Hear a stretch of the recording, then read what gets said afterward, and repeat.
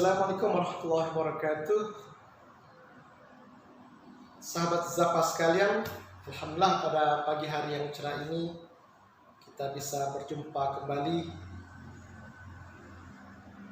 Dan pada pagi hari ini kita juga wajib bersyukur atas semua kenikmatan yang Allah limpahkan kepada kita, baik itu kesehatan, kesempatan, rezeki, dan tentunya kenikmatan, keistiqomahan, sehingga kita bisa tetap istiqomah dalam sebuah kebenaran. Pada kesempatan kali ini saya akan mencoba menyampaikan bagaimana kita bisa melaksanakan ibadah umroh. Jadi ibadah umroh itu bagi sebagian orang, sebagian besar kaum muslimin, merupakan sebuah ibadah yang sangat sulit sekali. Pertama tentunya dari sisi biaya. Jadi biayanya mungkin dalam benak kita sangat mahal sekali, karena memang jaraknya sangat jauh. Kita di Indonesia, kemudian melaksanakan ibadahnya di Saudi Arabia. Itu dari sisi biaya. Kemudian dari sisi mekanisme atau prosedur. Jadi banyak sekali saudara-saudara kita yang membayangkan bahwa ketika kita akan umroh itu, bahwa banyak persyaratan-persyaratan yang harus dipenuhi. Dan itu sangat susah. Padahal sebenarnya persyaratan yang dibutuhkan ketika kita umroh itu adalah bagaimana kita ketika kita mendaftar umroh, kita sudah ada paspor. Nah, untuk membuat paspor ini butuh administrasi kependudukan yang legal, misalnya KTP, kemudian kartu keluarga, kemudian akta kelahiran. Jadi akta kelahiran ini sebenarnya bisa diganti. Jadi kalau tidak ada akta kelahiran bisa ijazah. Kemudian bisa juga buku nikah. Dengan catatan antara KTP, antara kartu keluarga, antara akta kelahiran, ijazah, akta nikah itu sama namanya. Namanya sama, ejaannya sama, tanggal lahirnya sama. Nah, yang jadi masalah kalau masing-masing dokumen itu berbeda. Misalnya di KTP namanya Saprudin, langsung saja SAPRUDIN, Saprudin. Tetapi di kartu keluarganya Saprudin ini pakai Y, Saprudin. Kemudian di aktanya bukan P, pakai F, Syafruddin. Nah, ini jadi masalah. Nah, terkait dengan hal seperti ini, itu tugas kami mendampingi para jamaah, para calon jamaah untuk mengurusnya. Syukur-syukur para jamaah mampu untuk mengurus administrasi kependudukan ini. Jadi kita samakan dulu terkait dengan 3 dokumen ini. Kemudian yang paling penting adalah terkait dengan ibadah umroh ini. Jadi bagaimana kita ini punya niat dalam hati kita untuk melaksanakan ibadah umroh. Jadi kalau kita tidak pernah terlintas di hati kita, tidak mungkinlah kita bisa melaksanakan ibadah umroh tersebut. Jadi harus ada niat.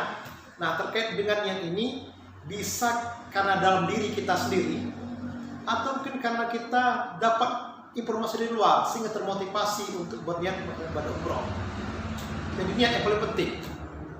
Yang kedua adalah, ya selain niat, kita juga harus berdoa kepada Allah. Karena sebenarnya ibadah umroh ini bukan ibadah terkait kemampuan ekonomi, bukan itu saja sebenarnya masalahnya. Tapi terkait dengan bagaimana Allah itu menyesuaikan persamaan kita dengan persamaan Allah. Mengapa demikian? Karena sebenarnya banyak sekali orang-orang yang dari sisi ekonomi itu mampu, atau misalkan mampu sekali, tetapi mengapa dia belum pernah umroh? Bisa jadi karena memang belum pernah terpikirkan olehnya, atau belum pernah terniat dalam hatinya untuk beribadah umroh. Jadi oleh karena itu, ketika kita sudah berniat, kita berdoa kepada Allah supaya Allah memudahkan semua urusan kita, memudahkan rezeki kita, memudahkan langkah-langkah kita dalam mengurus dokumen-dokumen kependudukan tadi. Kemudian yang paling penting adalah Allah juga memberikan kita kesehatan. Jadi banyak cerita-cerita orang yang umroh, biaya umrohnya sudah dia bayar, paspornya sudah siap, tetapi ketika mau berangkat, seminggu mau berangkat atau 3 hari mau berangkat, Allah takdirkan dia sakit. Artinya dia belum bisa melaksanakan ibadah umroh. Oleh karena itu, faktor doa kita kepada Allah, kita minta kepada Allah, ya Allah, ya Tuhanku, mudahkanlah bagiku dan keluargaku untuk berumroh ke rumahmu, ke Masjidil Haram. Aku akan ziarah ke makam Rasulullah. Mudahkanlah ya Allah, limpahkanlah selalu kesehatan, limpahkan selalu rezeki, limpahkan selalu keistiqomahan, sehingga kita dimudahkan oleh Allah Subhanahu wa taala. Bila perlu, ketika kita sudah berniat tadi, kita catat. Kita catat dalam suatu lembaran tahun 2021 umroh bersama keluarga. Lalu kita berdoa.